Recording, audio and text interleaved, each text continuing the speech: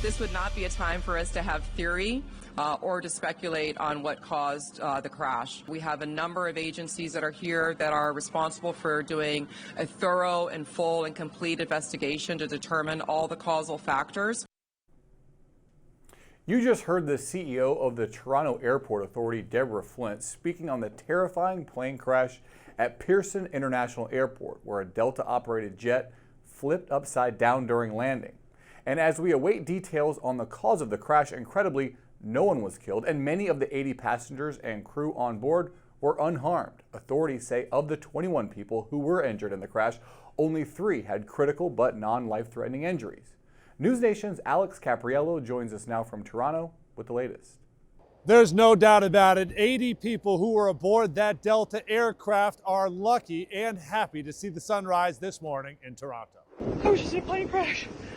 Oh my God. Moments of pure terror followed by disbelief captured on the cell phones of passengers on Delta Flight 4819 traveling from Minneapolis to Toronto. All of a sudden, everything just kind of went sideways.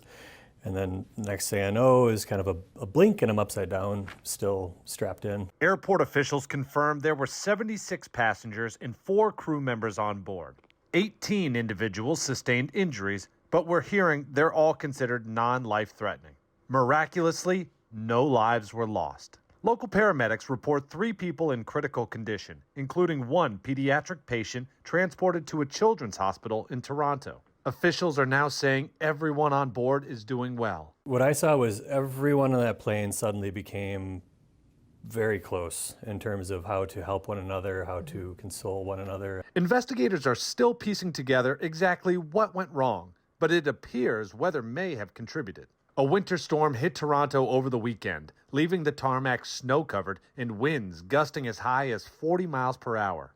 Aviation experts say the CRJ-900 aircraft involved in the incident is generally reliable in these conditions. But those sudden gusts could have caused instability. Flights were grounded for about 2.5 hours after the crash, causing significant delays and cancellations. Operations have since partially resumed. Airport officials say they're working around the clock to clear the scene as quickly and as safely as possible, but it may take some time due to the investigation. We are seeing cooperation already between countries. Both Canadian and American officials are investigating this crash. For NewsNation, I'm Alex Caprariello. NewsNation's Alex Caprariello, thank you. U.S. and Russian diplomats met in Saudi Arabia today to begin negotiating an end to the nearly 3-year war in Ukraine. Secretary of State Marco Rubio spoke ahead of the first meeting between the delegations this morning. These are the kinds of things that have to happen through hard and difficult diplomacy in closed rooms over a period of time. The most important part is the president has stated his desire, his determination to end this war, to end the killing that is going on. Noticeably absent from the negotiations, representatives from Ukraine or any other European power. The talks began just a day after European leaders called an emergency national security summit in Paris to discuss the war. Joining us to make sense of it all is the Hill's White House reporter, Brett Samuels. Brett, thanks for being here. I want to start with the peace talks that began today in Saudi Arabia. What were your takeaways from day one? Yeah, certainly I think, obviously, as you mentioned, notable that Ukraine and Europe were not, or other European nations were not involved or had a seat at this table. Also notable that there wasn't a date put on the calendar for any kind of meeting between President Trump and President Putin. But certainly broad takeaway, I think certainly very worthwhile, very notable that the U.S. and Russia are seeking to sort of normalize relations here after a few years sort of in the cold. Yeah, it's been reported that Zelensky postponed a trip to Saudi Arabia, allegedly trying to avoid any association with these talks, but there have been growing calls to include Ukraine in these negotiations. There was a bipartisan group of lawmakers that went to Kyiv over the weekend. Here's what they had to say about the negotiations.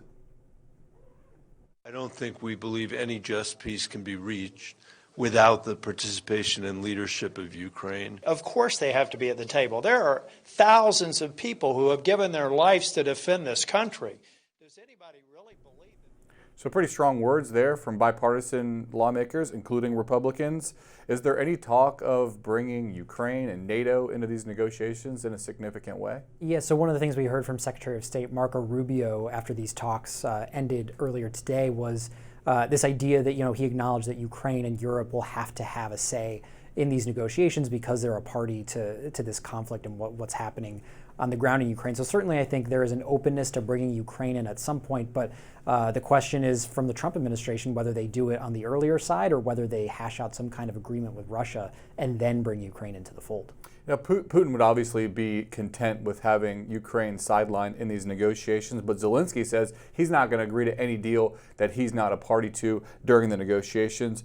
What would you say is Russia's goal in having these negotiations, at least the preliminary part of them, with Ukraine on the sideline? Yeah, certainly I think this is something Russia welcomes, having a seat at the table just with the U.S. one-on-one, because ultimately, I think what Russia is looking for here is they would potentially be happy to agree to some kind of deal that ends the war if they get to, stake a claim to Ukrainian territory that they have invaded, that they can say, that now they get to keep that territory. If they can get assurances about Ukraine not joining NATO, for example, certainly I think those are things that Russia would welcome and be happy to hear early on in these negotiations. There's this deal that has been reportedly offered up by the Trump administration to give U.S. companies access to 50% of Ukraine's rare earth minerals after the war. Zelensky reportedly rejected the offer. There's a U.S. national security official that was quoted saying that the economic ties would guarantee against future aggression. And while Zelensky reportedly rejected this initial offer, there does still appear to be an openness from Ukraine to a deal. Let's take a listen. Ukraine has not rejected the deal on critical minerals. The agreement is being under discussion, and we expect that it will be signed. Some have criticized this as economic colonization. Is this just the type of foreign policy realism that we should expect from the Trump administration? Yeah, I think it is a good illustration of kind of how Trump and his team view foreign policy. There's sort of this transactional nature that inherently is part of any kind of deal that Trump talks about. And so, they see those rare earth minerals in Ukraine, and they see an opportunity to potentially gain some assurances, as part of any deal with Ukraine. And Trump spoke with French President Emmanuel Macron ahead of the first meeting. Macron called the emergency summit for those leaders in Europe on Monday. What can you tell us about the Trump-Macron conversation? Yeah, certainly, I think notable.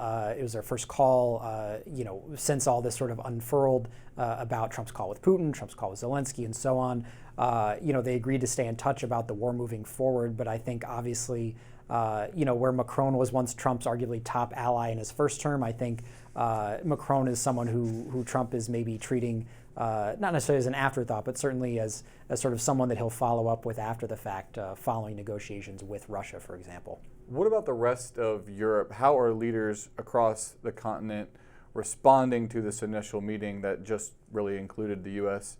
and Russia? Yeah, I think it's part of this broader realization and recognition from Europe that coming to terms with the fact that they may have to go it alone or come up with at least some contingency plan where if the U.S. is not as active on the world stage or not as active in protecting Ukraine, protecting Europe, Europe has to kind of come together and formulate some kind of plan B here moving forward. So sort of coming to grips, I think, with the new reality with Trump in office. All right, that's all I have. Brett Samuels, thanks so much. Thanks, Drew.